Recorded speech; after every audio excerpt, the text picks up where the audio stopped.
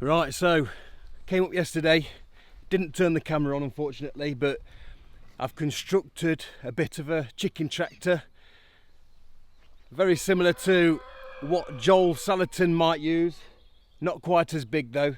This is 10 foot long by 8 foot wide, giving 80 square meters of floor space. And if you look at what the minimum space requirements are for broiler chickens when they're in a shed, they can have as little as 1.5 square foot per bird. So we've got 80 square feet. If we give them 2 square foot per bird, which is more than you might find in a broiler setup, we can fit 40 birds in here. I've only got 20 at the minute, so there's going to be plenty of space, and we will move them every day. And now we've got the chicken tractor built, we're bringing the birds up from out of the brooding hut at the bottom of the garden, and they're going to spend a couple of weeks running around on this grass field. They might even make it into the orchard. We've just bought 10 up so far. We've got 10 in a poultry crate, and you know what, handling them, they probably weigh, with all the feather and the guts in, I bet they're 2.5 kilos now as they are. So I'm quite tempted in a couple of days, I might take 1 or 2 out, get them plucked just to see what the carcasses are like, because they're eating tons and tons of food and they're costing a fortune. Right now they're 7 weeks old, and I think they've had £6 worth of food each gone into them. When you couple that with the price of the bird with the postage, they're about £8.50 a bird now at 7 weeks. So if they're oven ready now, or if they're the correct weight, we might be taking a few out of the equation. But we're going to get these out of the van, drop them in the chicken tractor, rush back home and fetch another load.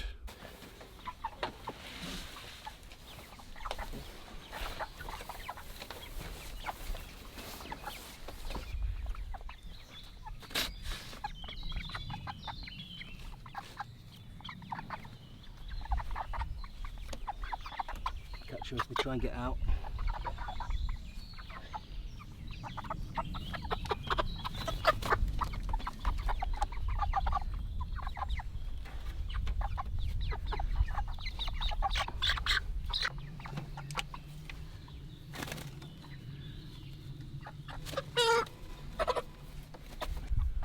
Right, so just looking at these birds as we're moving them about, just look at the breast on that. You can see the dint where it goes in towards the breastbone.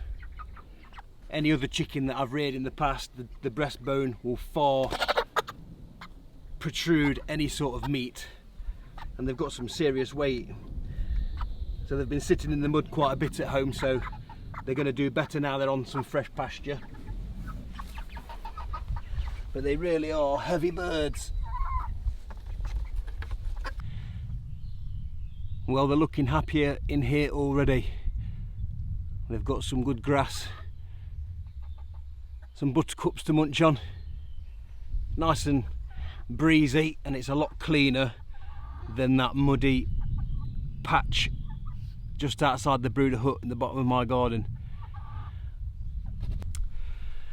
It would have been a lot more ideal to get these down here probably 3 weeks ago when they were 4 weeks old, like I originally planned. But like I say, because the weather's been so terrible, really wet and quite cool for this time of year, they've probably done better being in the brooder hut where they've got some heat inside the shed. And now they've got some fresh greens to chew. Should add a bit of flavour to the meat at least. Well, I'm going to nip home now, fill another crate. We've got another 10 left to bring down, so we'll hop to it. Right, so that's it. We've got all 21 birds. We've still got 21, and they are all in the chicken tractor now.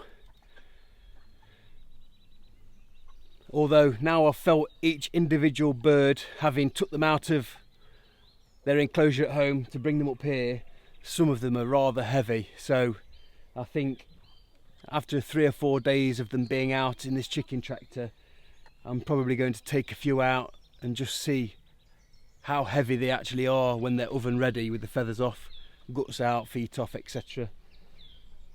Because if they're already at a suitable size, we'll go through the lot and cull them all, because they're eating an astronomical amount of food, and we need to try and make them as economical as possible.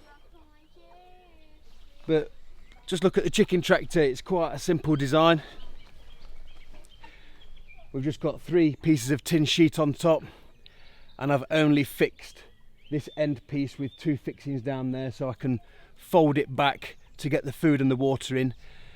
The weight of the tin will mean that a fox can't get in there. There's nothing for it to stand up. It probably weighs, I don't know, 20 kilos.